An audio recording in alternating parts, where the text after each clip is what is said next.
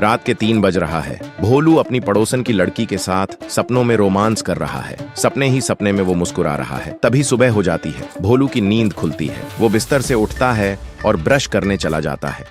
Brush करते हुए सोचता है, क्या सपना था यार, काश ये हकीकत होता तो मजा ही आ। फिर भोलू दीवार पर टंगे अपने माँ बाप के फोटो को देखता है और हाथ जोड़कर कहता है, नमस्ते मम्मी पापा। इसके बाद वो काम पर निकलता है। रास्ते में देखता है कि वही पड़ोसन की लड़की घर के सामने झाड़ू लगा रही है। फिर वो झाड़ू लगाकर घर के अंदर चली जाती है। भोलू चुपचाप उसके पीछे पीछे जाता है और देखता है लड़की नहा रही है। भोलू का तो कंट्रोल ही उड़ जाता है। वो काफी देर तक छुपकर उसे नहाते हुए देखता है। लड़की नहाकर दूसरे कमरे में कपड़े बदलने जाती है। भोलू फिर से पीछे पीछे जाता है और छुपकर उसे कपड़े बदलते हुए भी देखता है। फिर भोलू लड़की के घर के पास जाकर डोरबेल बजाता है। डोरबेल की आवाज सुनकर लड़की चिल्लाती है, कौन है बे? एक सेल्फी भी लेने नहीं देता कोई। फिर लड़की दरवाजे के पास आकर बोलता है, कौन है तू?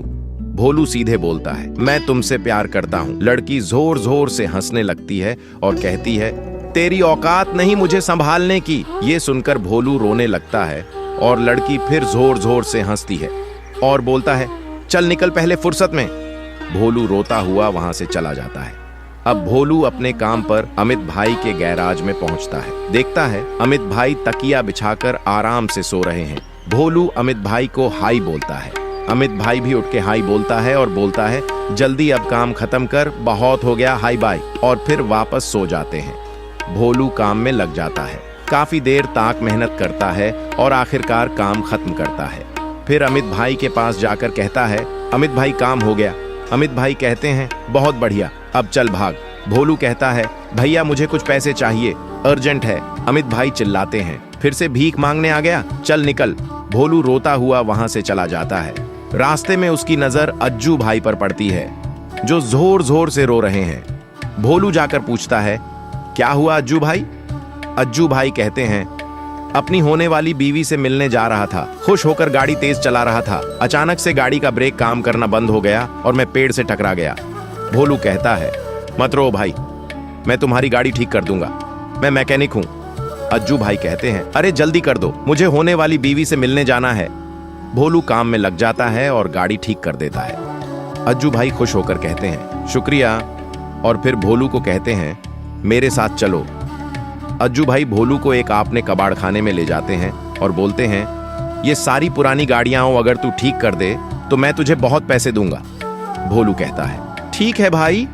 भोलू बिना खाए पिए पूरी रात मेहनत करता है और सारी खराब गाड़ी ठीक कर देता है। अगली सुबह अज्जू भाई अपनी होने वाली बीवी से मिलकर सीधा गैरेज वापस आते हैं और गाड़ी से उतर के अज्जू भाई देखते हैं भोलू अब भी काम कर रहा है। वो बहुत खुश होते हैं और भोलू को बुलाने लगता है। भोलू उठकर अज्जू भाई के पास आता है। अज्जू भाई भोलू को बोलता है, तू बहुत मेहनती है, ये ड्रेस मेरी होने वाली बीवी ने गिफ्ट दी थी, अब ये तेरी। भोलू ड्रेस पहन लेता है। फिर अज्जू भाई भोलू को बुलाकर गाड़ी के पास लेकर जाता है और बोलता है, यहाँ जितनी भी गाड़ियां हैं जो तुझे पसंद आए वो ले ले। भोलू खुशी से चिल्लाता है, thank you so much Ajju भाई, और अज्जू भाई को बाय बोलता है। अज्जू भाई भी भोलू को बाय बाय बोलता है और भोलू सीधा लैम्बोर्गिनी उठाकर निकल जाता है।